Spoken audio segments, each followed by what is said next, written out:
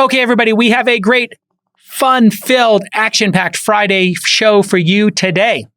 First of all, we are developing a new narrative podcast story based on the true crime story of a 16-year-old hacking phenom who allegedly just got caught.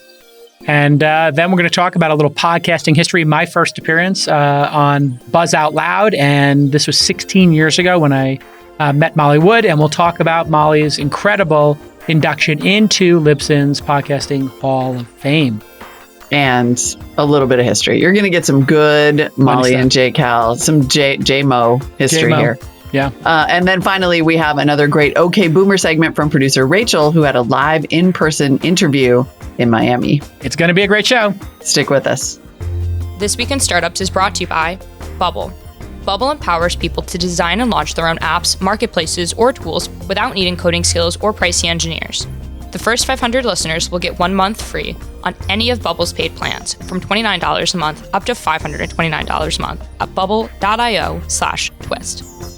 Coda is the all-in-one doc for teams. If you've got a stack of niche workflow tools or if you're buried in docs and spreadsheets, Coda is the doc that brings it all together. Startups can get a $1,000 credit at coda.io/twist. And Mercury.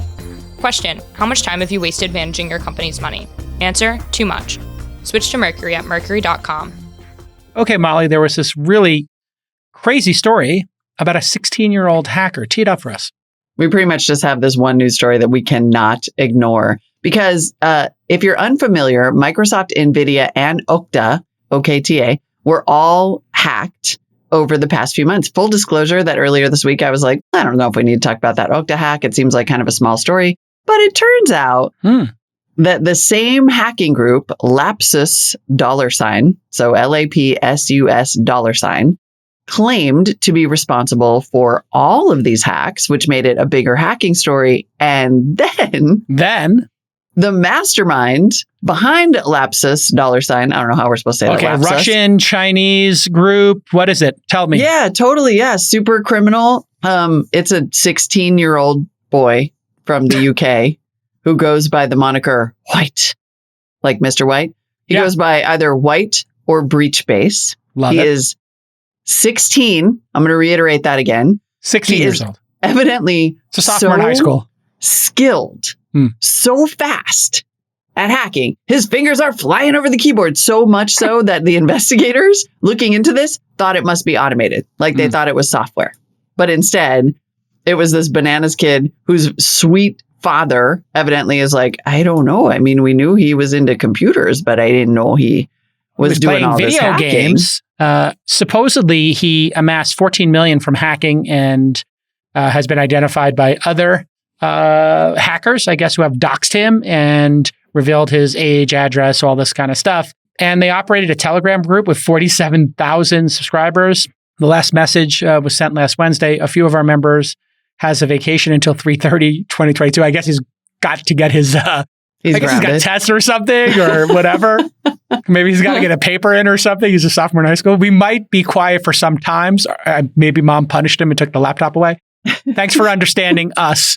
We will try to leak stuff as soon as possible when we get back from spring break. I guess dad's taking us somewhere skiing or something. Oh my God.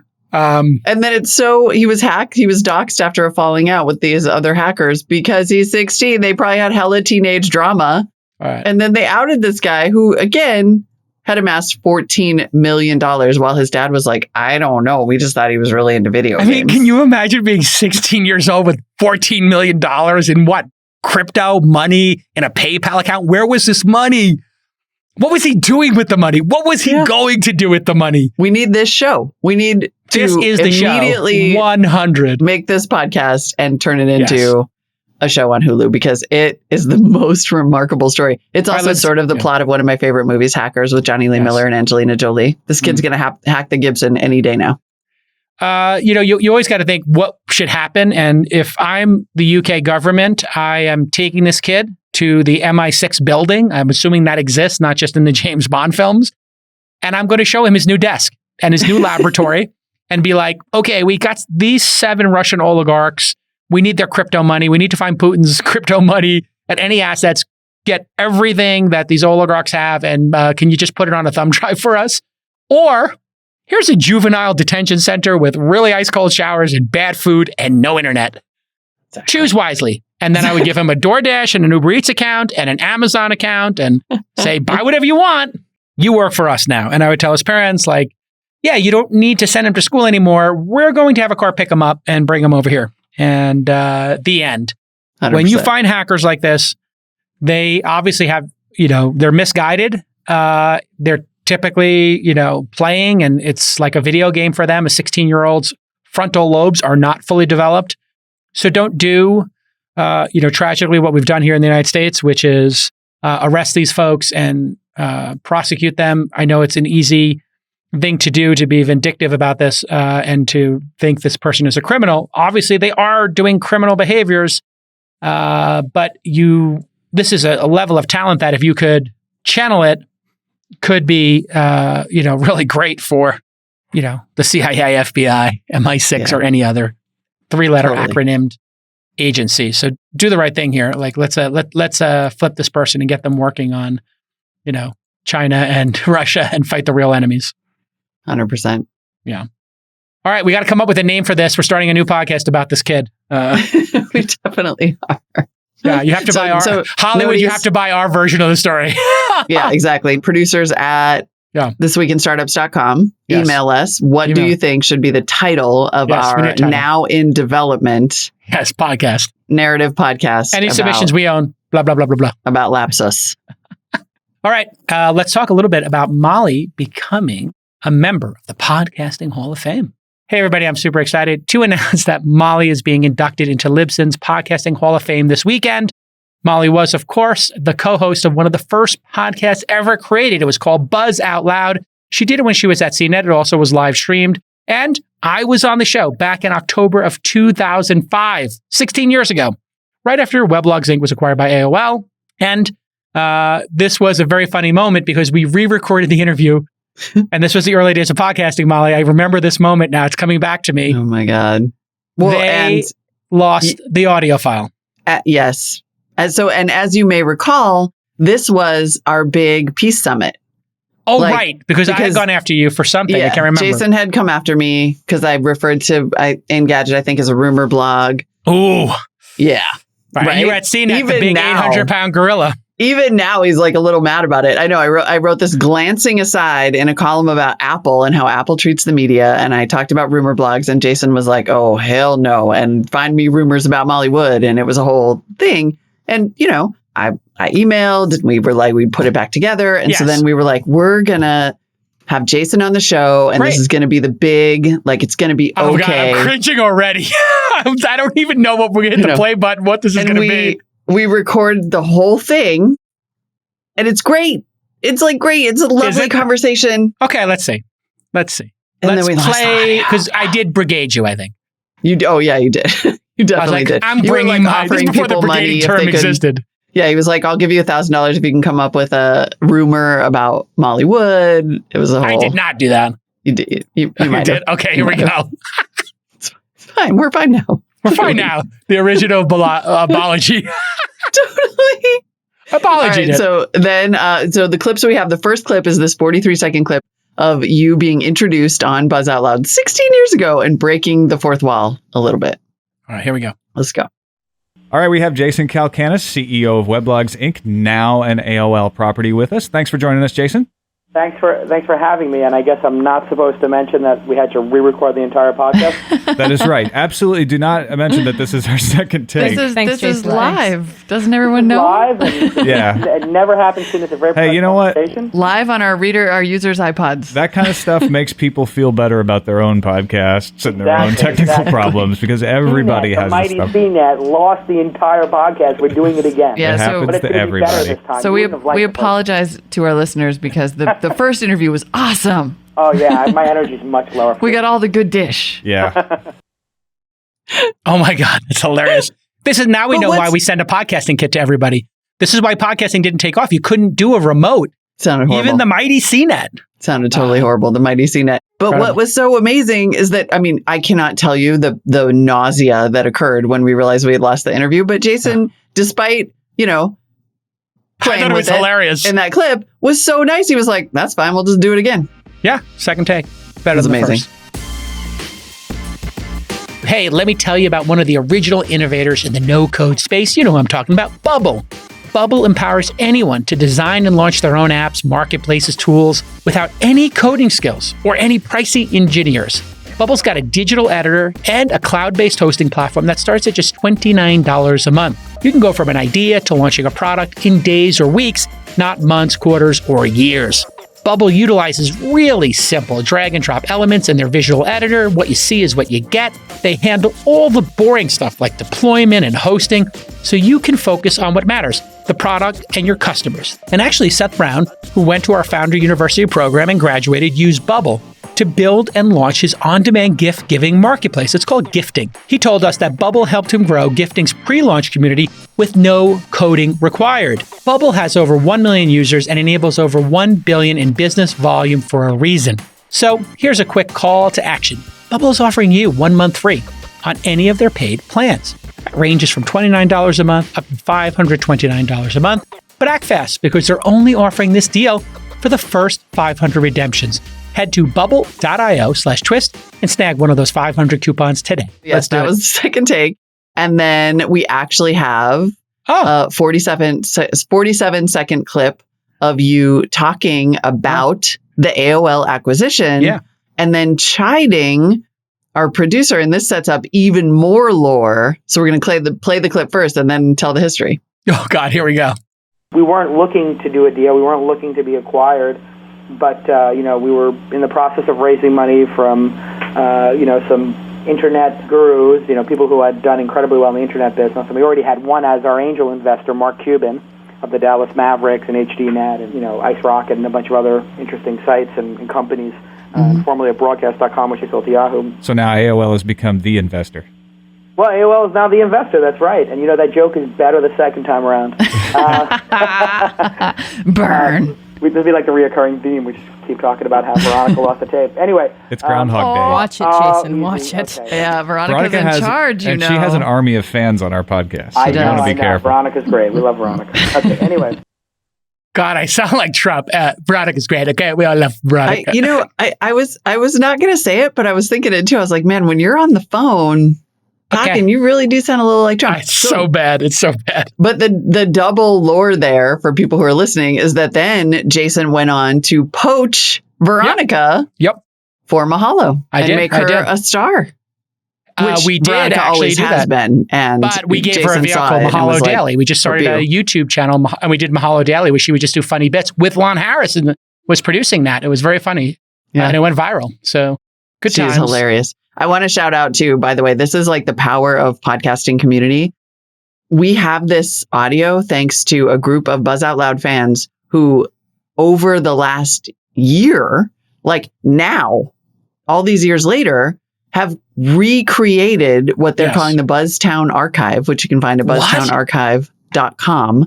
They combed the internet. They have a whole community on Discord. They went to CNET and were like, do you still have links to these? And they are recreating all 6 years of this daily podcast that started in 2005 and reposting them online. And that's how I was able to find this episode.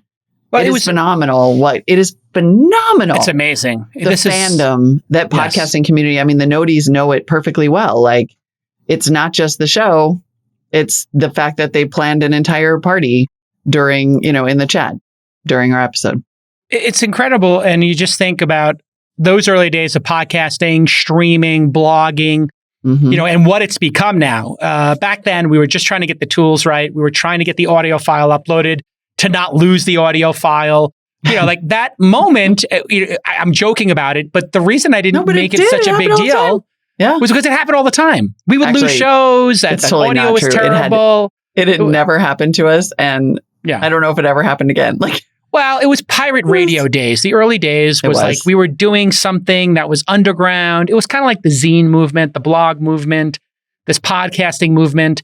And, now it's become a huge business, and it's a lesson for everybody. Molly and I give you a lot of credit here. You deserve to be in the Hall of Fame, whichever versions of it there are and will be in the future, because you took a sincere chance with your career to go all in on a nascent medium. And this is great advice for anybody who wants to do great things in their life. You find a nascent medium, Nobody's doing it. And you just double down and you make it your craft and you become the best at it. And Molly, you are, in the top, 5 to 10 people to ever do this. And you deserve to be in the Hall of Fame, obviously. And a lot of people are standing on your shoulders because you were figuring all this out in the early days, including me. I came right after you guys. I think you guys were doing this actually before it was called podcasting. I think you were just streaming. I think so. They were starting to call it podcast. I mean, I remember when we got the pitch at CNET, like there was, some forward thinking executive was like, I'm hearing about this thing called podcasts. Yeah. And I think you should do one. Like, she said that to Tom and I, because Tom and I just like to have funny conversations at lunch. Yeah. Which is how, podcasts. Shout out Tom Merritt. Yeah. Shout out Tom Merritt is the other voice you heard there. But it was, that's how early it was. It literally had just become a technology. It had just become a wrapper. The RSS feed, the idea that you could embed audio. And that is, thanks to Dave Weiner and Adam Curry. And it was sort of this parallel development. And we developed what was, I think, arguably the first commercially successful podcast. And then, but ironically, and I was just saying this, you're the guy who kept it going. Then CNET gave up on the medium, right? Yeah. Everybody gave up on the medium, which I still think is one of the biggest crimes that company has ever committed. And all that time, Jason, by God, was still doing it. Still podcasting. I think, that's the other big lesson. I learned that from Peter Rojas, who was the founder of Gizmodo. And then I poached him to do Engadget. And that was one of the great poachings I ever did. And I think you'll be on that list as well, Molly, of, just me finding great talent and saying, let me bring these people in and help them and build a platform around them, is don't stop. Don't stop. I asked Peter, what's the secret to blogging? And he said, showing up every day. And I think other people have used that quote for acting, basketball, and any number of pursuits, but just keep going. Don't stop. Because if you don't stop, then eventually luck happens, and that's basically the story of my career, which is opportunities just emerged because I hadn't stopped doing stuff. I just kept doing stuff in the world. And when people see you consistently do something over a decade, over 2 decades, it's undeniable and people can't ignore you. And so congratulations. It's an incredible thing to be inducted or to be thought of in this way. And we're still here in the early days. So I think, we're in the second decade of podcasting. I think it's still very early days. And if you look at these podcasts, the fact that this one is 6 days a week, that I've got you as the co-host, that we have 10 people working on it, you're just starting to think of the scale of this. And we were having a chat today, and we were not joking about, well, maybe we should do some, documentary style spin-offs of this show, or by the team that produced this show, we could do our own documentary, we could do a Netflix show, we could do a scripted show, we could do a reality show. We know how to do it because we're here every day on air.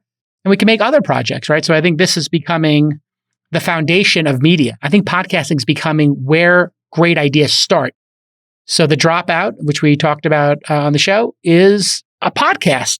It's built off a podcast. And so podcasts are where intelligent people, have important discussions. And I think that is, quite a legacy. And we crashed also. Like there was the John Carreyrou book, there was the book about WeWork, but this is based on the ABC podcast, the show that we talked about with Lon. So it's, it is really, there's an interesting moment where podcasting has been like talk radio for a long time. That's what Buzz Out Loud was. That's kind of what this show is. Yep. Then it started to become narrative, and now it's like feedstock. It's IP.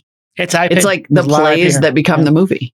Unbelievable. So, all right. Well, enjoy your time getting inducted, and hopefully they have a clip we can play next week.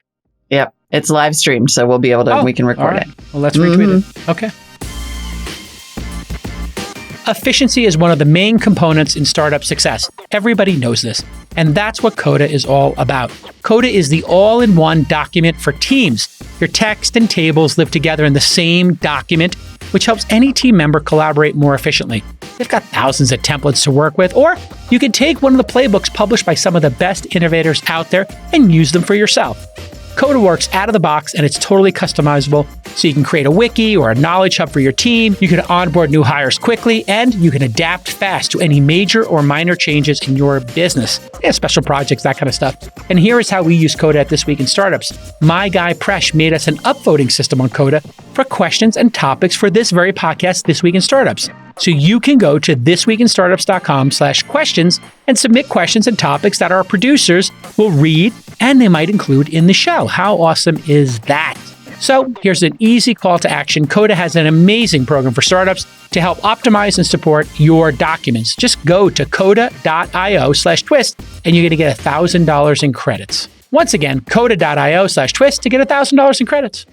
All right, we are back with everybody's favorite segment, producer Rachel doing OK Boomer. This week she's talking with Jadon Johnson, who is the creator of Miami Hack Week. Basically, she's just living the dream in Miami and talking to all the interesting people who are building that tech scene. Let's not sugarcoat it. It's a real thing, and she is just hustling her butt off, finding all of them and putting them on the show. Well done, Rachel reporting. OK Boomer, up next. OK Boomer. I understood the assignment. Hello, everybody. Welcome back to another in-person recording of OK Boomer. This is only my second one, so hopefully this one turns out even better than the last. My first in-person recording was actually also in Miami during Miami Hack Week. I'm in Miami again doing some other work for Jason, and I decided that I would love to have on the creator of Miami Hack Week because my first time here was so great. So with me today, I have Jadon Johnson, the founder of Miami Hack Week. Hello, welcome back to Miami. Glad to have you here. Thank you. So for also everybody, repping Miami Hack Week. Yeah, I love the t-shirt. I'm repping a tank top. It is freaking hot out here. So I guess for everybody listening, can you just describe what Miami Hack Week is before we dive into that? Yeah, I think Miami Hack Week is unlike any other hackathon anywhere else in the world.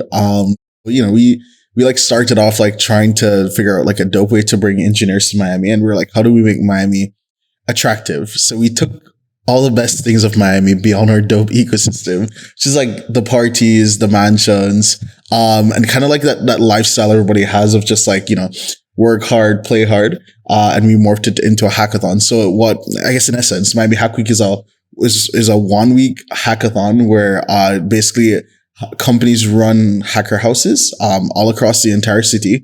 And then we just like fill the calendar with a bunch of events. It's an amazing time. We brought over like 2,000 engineers from across the world to Miami so far, and we're less than a year old. So it's pretty dope. That's awesome. And this last one that I attended was the second Miami Hack Week, correct? It was the second station of Miami Hack Week. So the first one was August 2021.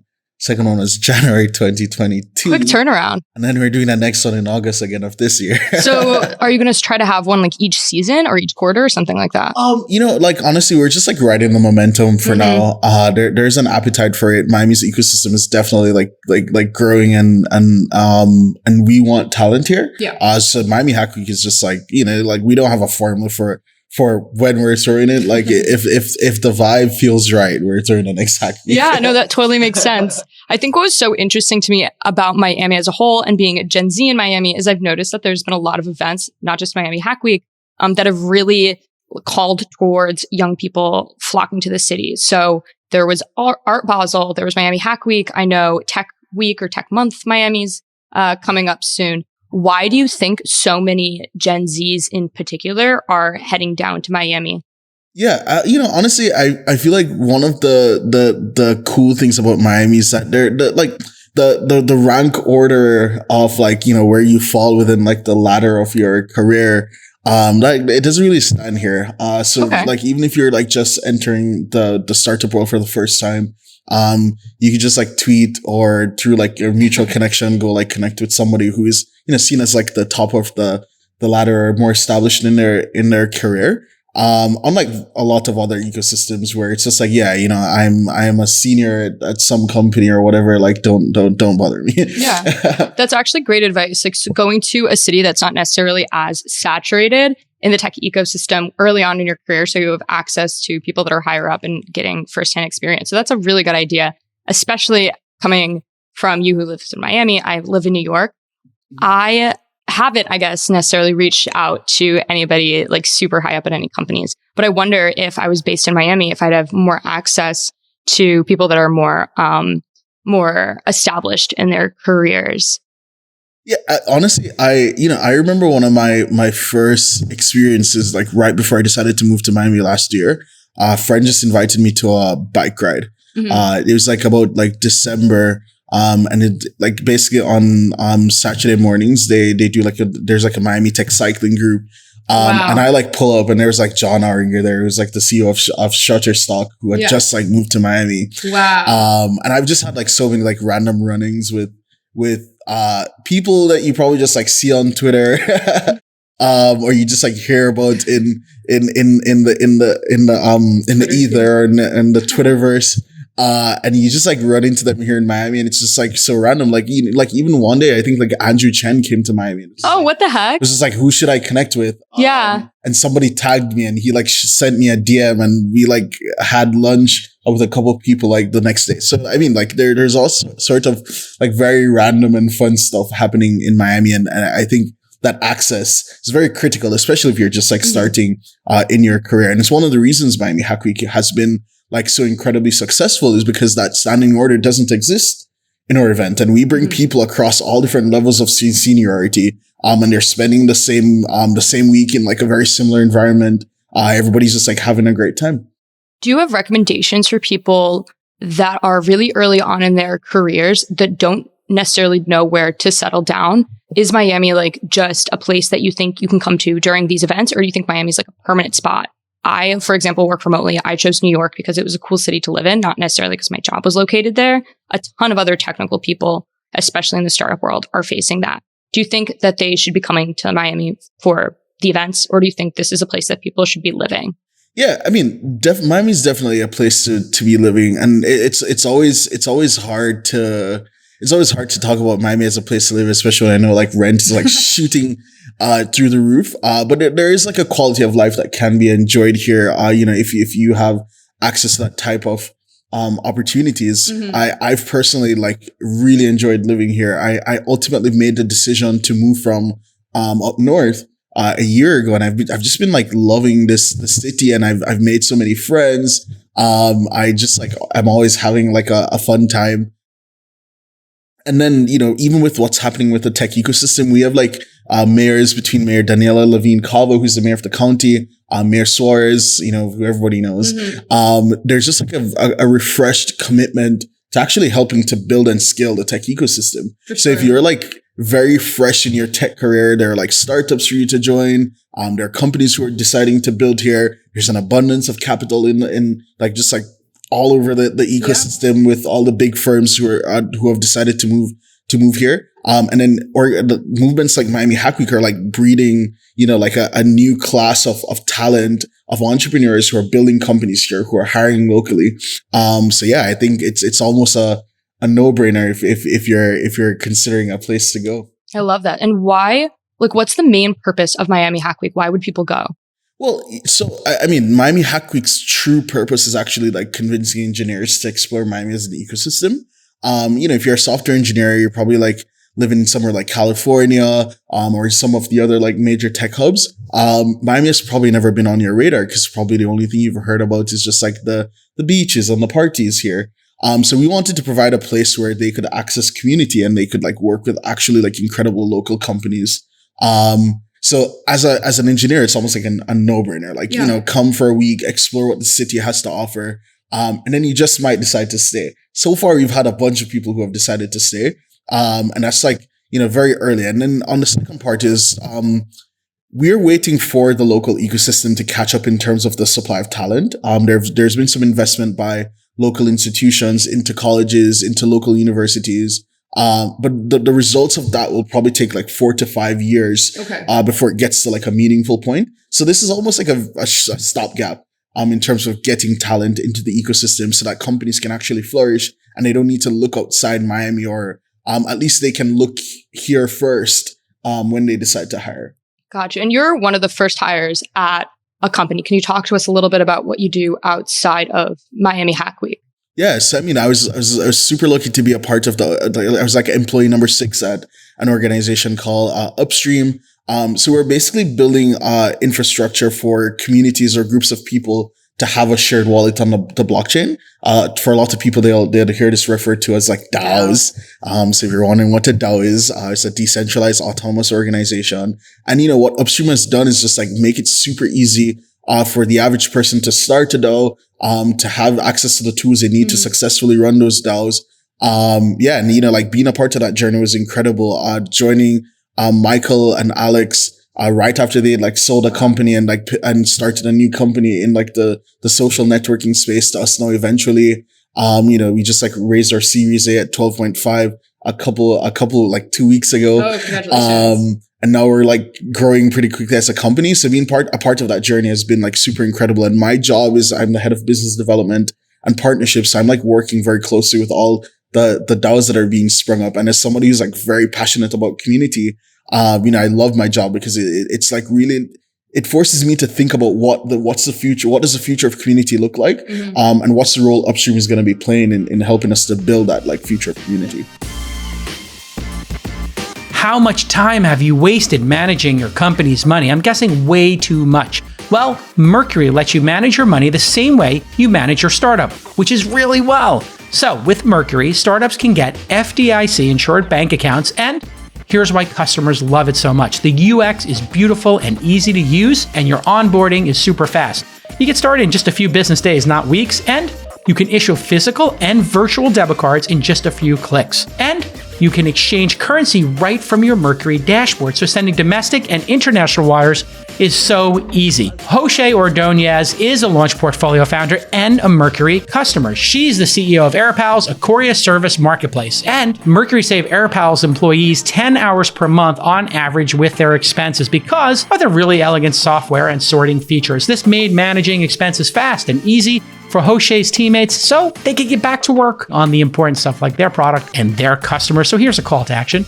On top of making it easier to manage your money, Mercury also helps startups get more of it. Now, Mercury offers venture debt, which provides founder-friendly loans right in your Mercury bank account. So head to mercury.com to get started in minutes.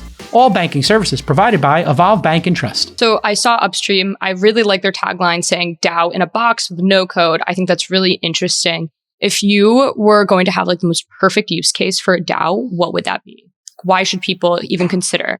Yeah. So, one of the reasons I like, DAOs is obviously in like how community is getting to is like at a place where everybody wants to like participate. And actually I think a very like useful example is that we're actually thinking of turning Miami Hack Week into a DAO. Because there's a couple things we want to do is that we believe that communities should benefit in the upside of their like participation, right? Yeah. Let's think of like Miami Hack Week as being a part of a larger ecosystem. How do we ensure that like engineers, companies, investors, like all the people in our ecosystem, can actually be rewarded for participating at like the best level in that ecosystem?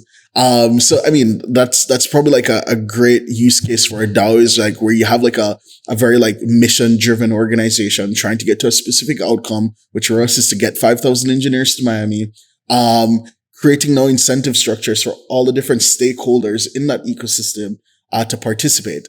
That's one use case that I personally just like find like to be very enticing, but through my job, I've seen people like do things like start DAOs to buy plane tickets with their friends, like democratizing, choosing the destination to go to. Yeah. And then they're crypto native people. So they're like, hey, we're going to be spending this money, or this ETH anyways. So why not just like do it through, a method that's like very like friendly or crypto native, It's funny because the first time DAOs really, really sprung up, I think, in mainstream was probably the Constitution DAO. I think that's probably when most people heard of it. It's been thrown around on Twitter a lot before then. So we do have some podcast episodes if anybody was interested on the Constitution DAO, if you want to go look.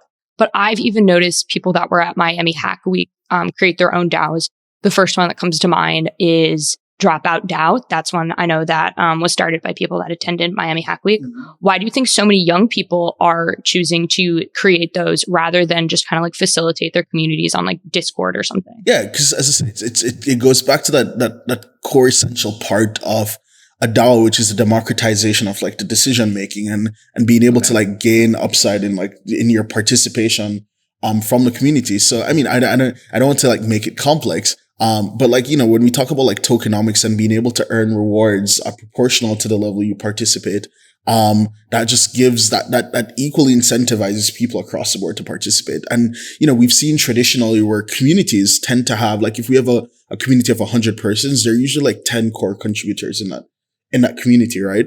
And what DAOs do is that they create they now create like a way to weight like that kind of like participation. So the more you're in it, the higher, like people can actually see the outcomes or the rewards of that. So I mean, these groups are just like mobilizing around. They're mobilizing around ideas, around things that they're passionate about, and we can't like ignore that.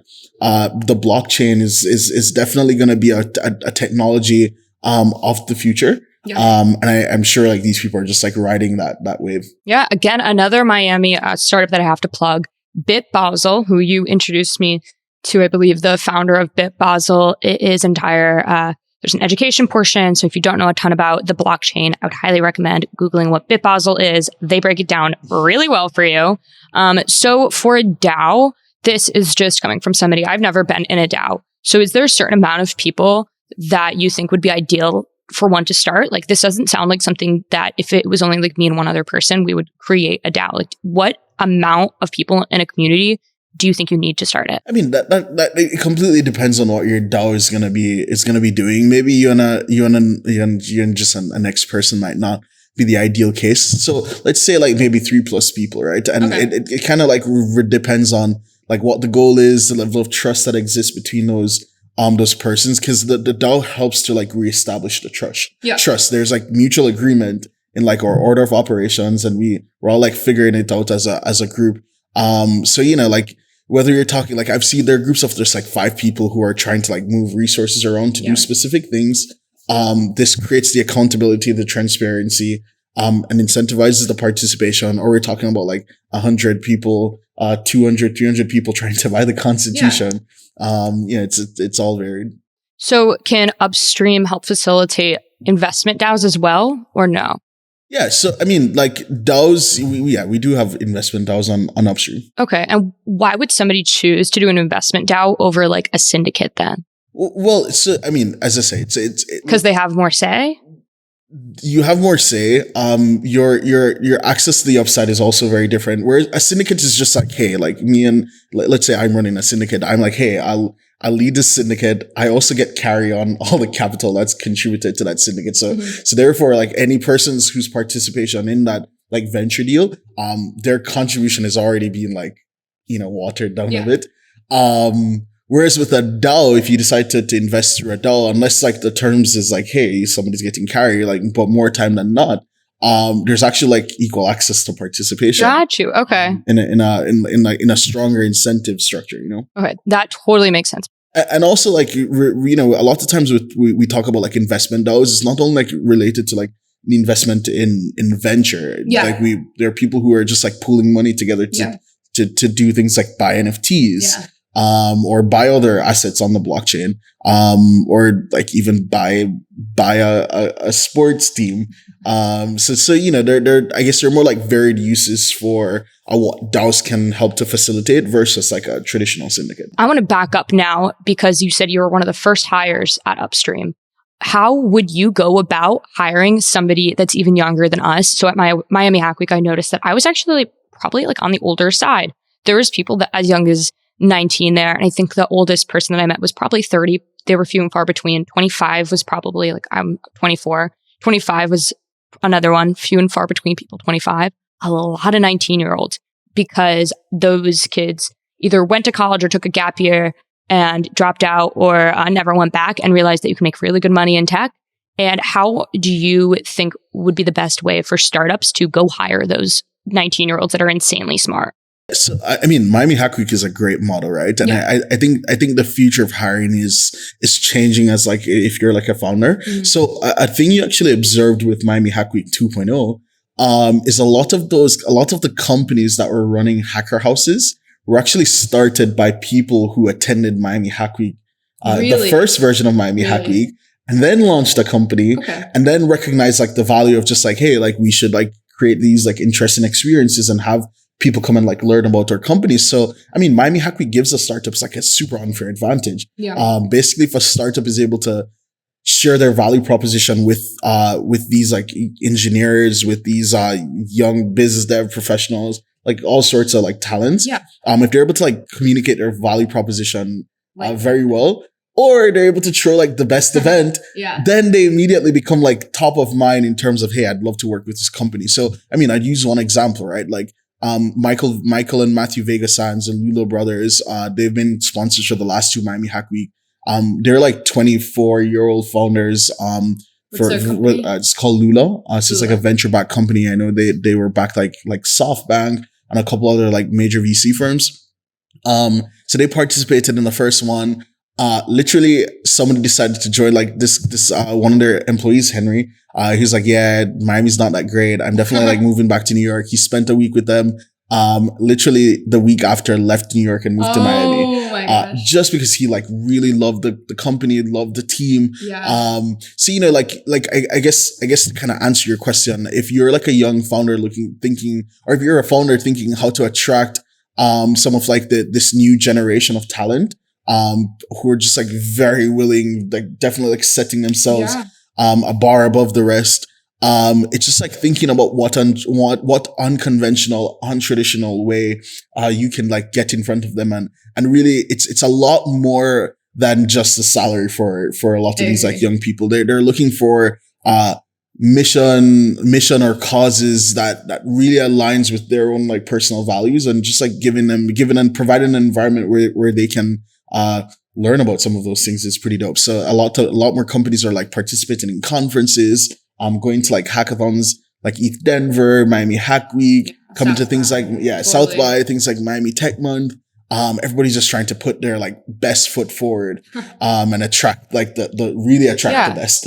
I see what you're saying too, because the reason I said 19 in particular is because I don't think we have as a society totally focused on that age group being younger than like 18, 23 into highly professional atmospheres. Because before, these kids were in college, or they were doing trade work, or just not doing things like becoming software engineers at this rate at such a young age, because I think the pandemic showed a lot of people that they didn't have to go to college, or that college wasn't the only option. So a lot of people took time off. A lot of people are noticing like the startup world a little more, which is cool. But now the people that are a little older than us, the millennials that have these companies, or even other Gen Zs that are around our age, are really struggling to cater to these people that are just a few years younger than us, because it's such an unknown territory. But I think you're right with capturing culture. You can't have culture a lot of times just over Zoom. Like, that's incredibly difficult. I think our podcast does a really good job at it. We do a live stream every day. We really try to like push culture in our company, with how much like we communicate. But at most companies, you're not talking to somebody. You're not live streaming a podcast. You're not talking to your boss or hearing your boss talk all day, every day. So by doing things like conferences and events, you're giving these kids that are of college age that same like cultural socialization, feeling, I think, that they would have gotten if they didn't jump right into the workforce. Yeah. And, you know, like for me personally, at least, it's like I got into the space of business when I was pretty young, like 15. You know, and I like age has never been the defining factor for me in terms of just like my ability. And it's easy. Like I easily recognize and resonate so much, with some of these like upcoming talent. Yeah. And they're definitely like a huge value add in companies, because we're, first of all, like a lot of us are like very like digital natives, right? So we've been like honing crafts or skills ever since we're like 16, 15. And we're entering the workforce a lot more like, professional, like developed professional skills than maybe some of our peers who relied solely on like school to get access to that. But with the internet, like, then we're set. That's so true. I also see it when you were talking about before, like, it's not just like a salary anymore that's driving these kids, because we've learned so much on the internet. We have these digital native skills. I feel like they're so easily monetizable. So becoming like a contractor, a freelancer, an independent is completely an option, and you could make so much money doing that. So it's so difficult, I find, to like retain this young talent, especially in the tech space, because they're not like financially motivated from their company anymore. Like, they have to have loyalty, they have to have culture. Because if it's just like a check that they're trying to like run after, you can really find that now, not anywhere. I don't want to say anywhere, but if you're like a really, really good software engineer, or if I actually noticed, people that are coding what are those called? Like these contracts, smart contracts. If you're a software engineer that understands smart contracts, become a freelancer. Like that is the most crazy thing. In order to have like somebody that programs and like knows the front and back of a smart contract and keep them in-house must be so freaking hard. So hard. You know what I mean? Yeah. And I mean, if you're that person, come to the next Miami Hack Week. Yeah. And you know, like one thing I was super proud of with the last Miami Hack Week because we actually did something called Hack at Campus. Okay. And that was focused on getting more locals involved with Miami Hack Week. Okay. So we partnered with two of the largest like institutions here, which is my FIU and Miami-Dade College, and we did a hackathon specifically for students. Cool.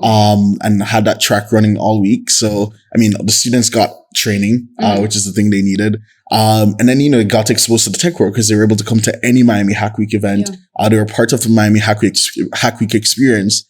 And I just remember like on, I think it was a Friday last week, I just saw like an article come out in one of our local publications about like a 19-year-old who like literally like is now like starting his career in software engineering. Wow. Just from like being involved in Miami Hack Week and some of like the programs being offered by the local institutions. So yeah, like definitely take a bet on the young talent that you're seeing out there. Like they're hungry for opportunities, hungry for a chance to put their skills to use. They're coming in with a lot of talent. You know, we can put some respect on their names and really like give them a space. Give them a space to actually shine, but also to like be invested and committed in their success and acting as mentors, and supporting their development. And, you know, they're like, I've seen a lot of like our Miami Hack Week team. I don't think there was anybody. I think there were probably like just a few people on our team who were like a bit older than like 25. Yeah. So, seriously. You know, like even a big project like Miami Hack Week is being like led by a very similar demographic, and we're working with all sorts of people. So yeah, some pretty incredible stuff. Awesome. So are you guys going to do anything then for Miami? What is that? Miami Tech Month? Well, we're actually hosting a Miami Tech Month kickoff party on April 3rd. Okay. Coming up fast. So we like dropped some tickets for those and they all like sold out today. Wow.